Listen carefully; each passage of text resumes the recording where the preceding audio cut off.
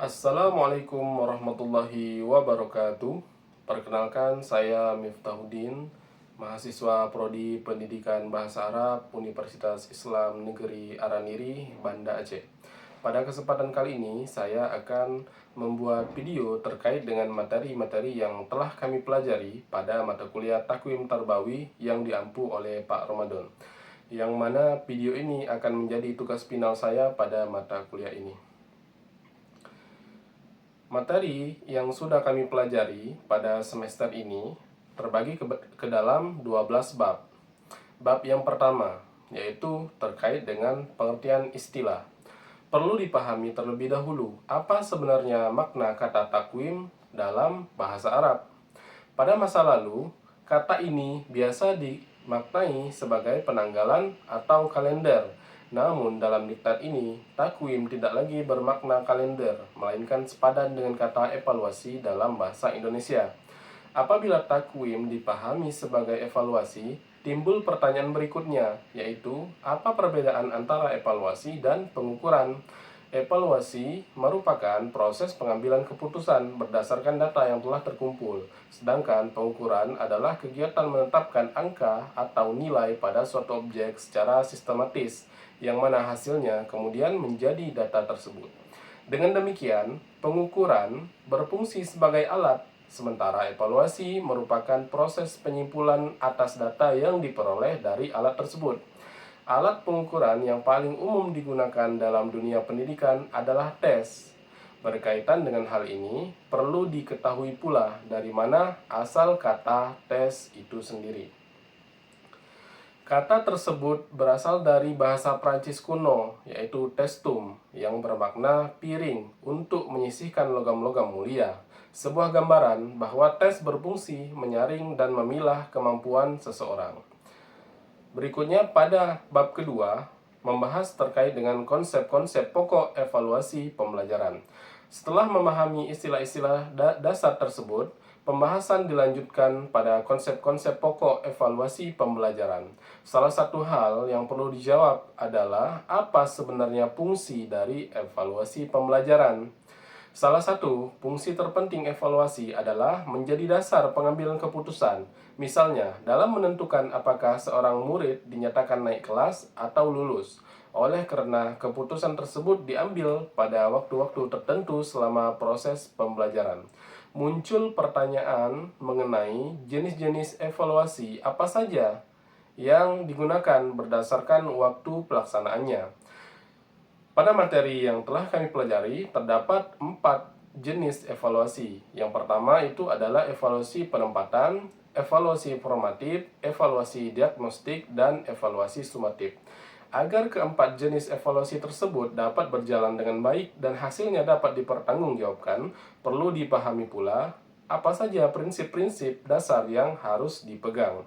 Menurut Anas Sudijono, terdapat 3 prinsip dasar evaluasi, yaitu prinsip keseluruhan atau komprehensif, prinsip kesinambungan, dan prinsip objektivitas.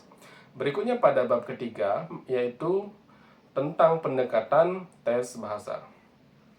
Berdasarkan konsep dasar evaluasi tersebut, pembahasan berikutnya adalah mengenai pendekatan-pendekatan dalam penyusunan tes bahasa.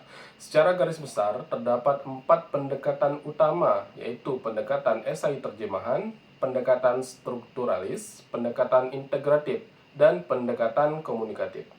Berkaitan dengan pendekatan strukturalis, perlu dijelaskan lebih lanjut apa saja ciri-ciri utamanya. Pendekatan ini menguji elemen-elemen bahasa seperti fonologi, kosakata, dan tata bahasa secara terpisah dan lepas dari konteks dengan penekanan besar pada reliabilitas dan objektivitas pengukuran. Selanjutnya, perlu juga dijelaskan apa perbedaan antara pendekatan integratif dan pendekatan komunikatif.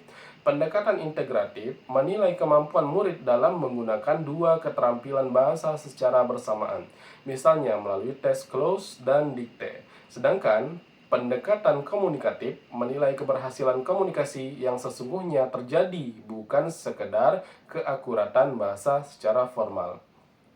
Berikutnya pada pembahasan keempat ataupun bab keempat tentang pengembangan tes bahasa.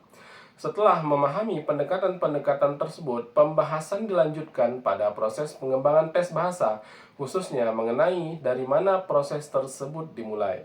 Pengembangan tes selalu dimulai dari kompetensi dasar ataupun KD yang berfungsi sebagai acuan utama sekaligus tujuan akhir yang harus dicapai murid dan menjadi dasar bagi penyusunan indikator serta tes itu sendiri.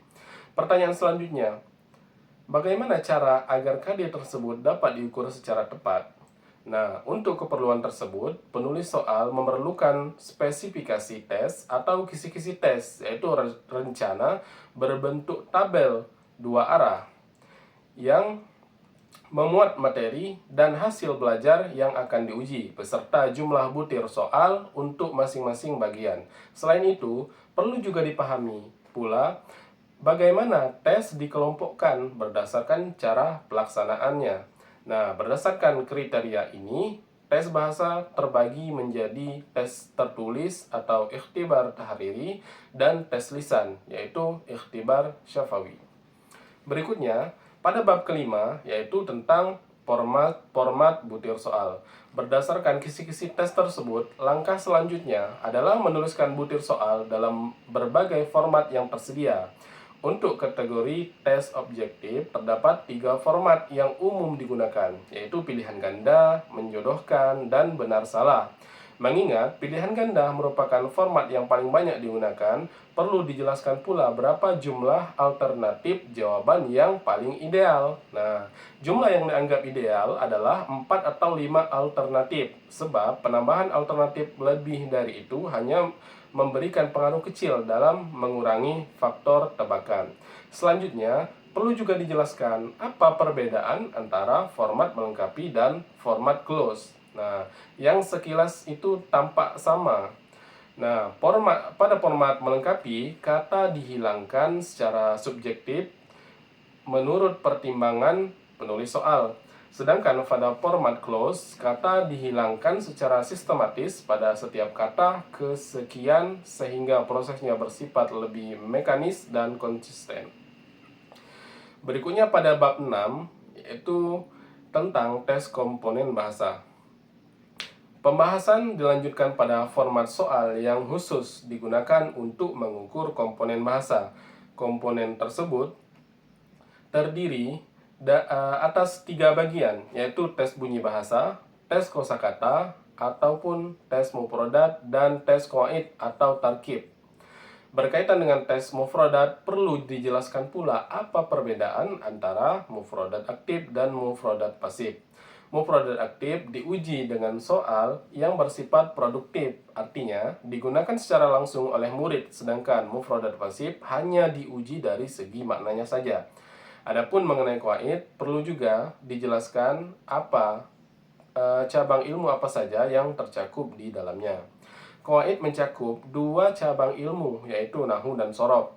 Yang keduanya diuji baik dari segi kemampuan produktif maupun kemampuan mengenali jawaban yang benar. Berikutnya pada bab ke-7 tentang tes kompetensi keterampilan. Nah, muncul pertanyaan apa penjelasan ataupun pengertian keterampilan yang dijelaskan pada materi ini.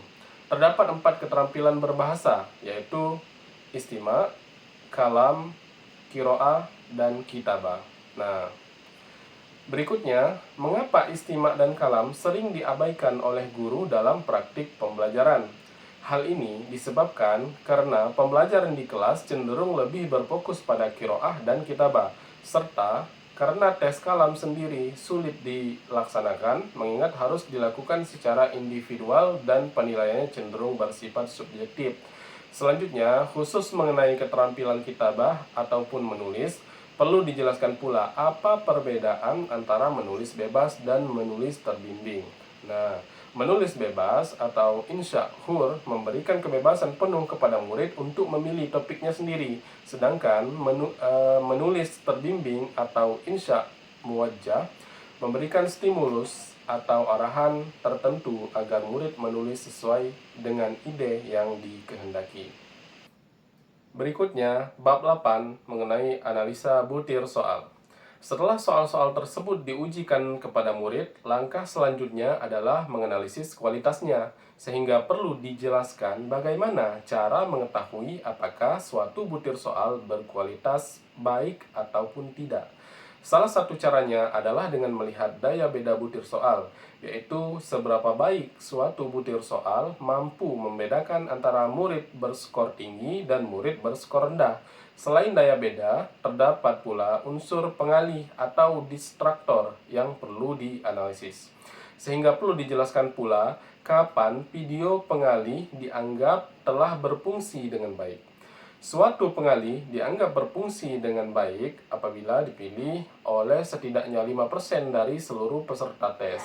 Setelah proses dianalisis dilakukan, perlu dijelaskan apa langkah-langkah selanjutnya terhadap butir-butir soal tersebut. Butir-butir soal tersebut sebaiknya disimpan dalam bentuk kartu butir soal dan bank soal yang berfungsi mengelompokkan butir soal beserta hasil analisisnya agar dapat digunakan kembali di masa mendatang. Berikutnya, pada bab 9 mengenai validitas dan reliabilitas tes. Setelah membahas kualitas tes secara teknis pada bab sebelumnya, pembahasan kali ini menyangkut kualitas tes secara lebih mendasar, yaitu validitas dan reliabilitas. Sehingga perlu dijelaskan terlebih dahulu perbedaan antara keduanya. Secara sederhana, validitas berkaitan dengan apakah hasil tes bermakna dan sesuai dengan tujuan pengukurannya, sedangkan reliabilitas berkaitan dengan konsistensi hasil tes dari waktu ke waktu. Berkaitan dengan validitas, jenis-jenis bukti yang mendukungnya apa saja? Terdapat 4 jenis bukti validitas, yaitu bukti terkait isi, bukti terkait kriteria, bukti terkait konstruk, dan bukti terkait konsekuensi penggunaan.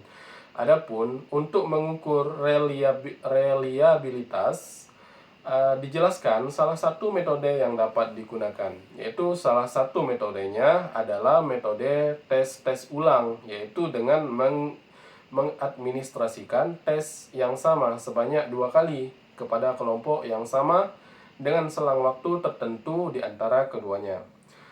Berikutnya, pada bab ke-10 tentang pengolahan, penafsiran, dan pemanfaatan hasil tes. Apa perbedaan antara skor mentah dan nilai akhir?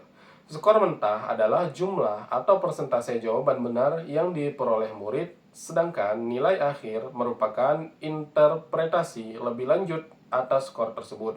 Misalnya dalam bentuk huruf A sampai E, berkaitan dengan nilai akhir. Bagaimana cara penyajiannya? Terdapat 3 cara penyajian nilai akhir, yaitu dalam bentuk huruf seperti A, B, C, D, dan E, dalam bentuk angka seperti 1-10 atau 1-100, dan dalam bentuk deskripsi verbal seperti baik ataupun kurang. Salah satu cara khusus dalam penentuan nilai akhir adalah penilaian lulus atau gagal. Apa pengertiannya? Penilaian lulus atau gagal adalah penilaian yang menetapkan level penugasan tertentu sebagai syarat kelulusan, kemudian membagi murid ke dalam 2 kelompok, yaitu yang lulus dan yang gagal.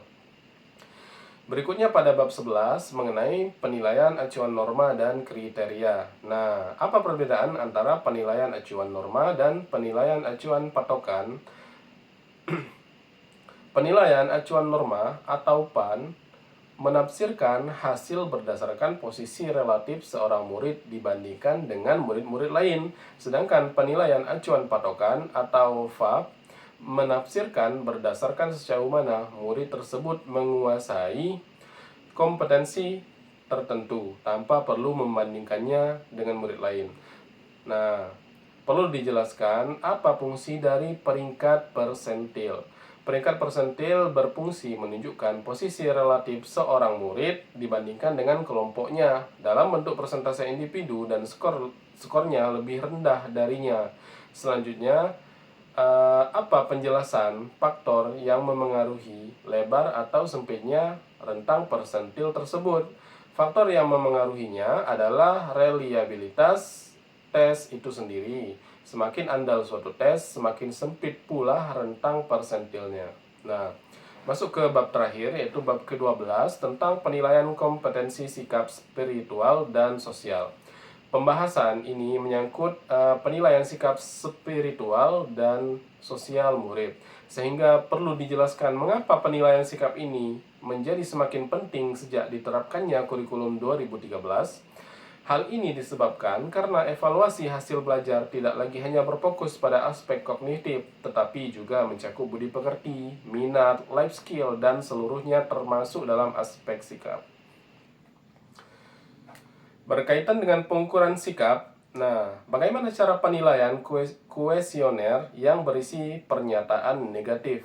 Pada pernyataan negatif, kode penilainya harus dibalik. Misalnya, sangat sesuai yang biasanya bernilai 5 justru bernilai 2 ketika pernyataan tersebut bersifat negatif. Nah, sebagai penutup, perlu disebutkan salah satu contoh instrumen yang digunakan untuk mengumpulkan data kompetensi sikap tersebut. Salah satu contohnya adalah instrumen sikap akademik murid secara umum, berupa kuesioner dengan skala mulai dari sangat sesuai hingga sangat tidak sesuai untuk setiap pernyataan yang diberikan. Demikianlah tugas video dari saya. Lebih dan kurang saya mohon maaf, dan saya akhiri. Wassalamualaikum warahmatullahi wabarakatuh.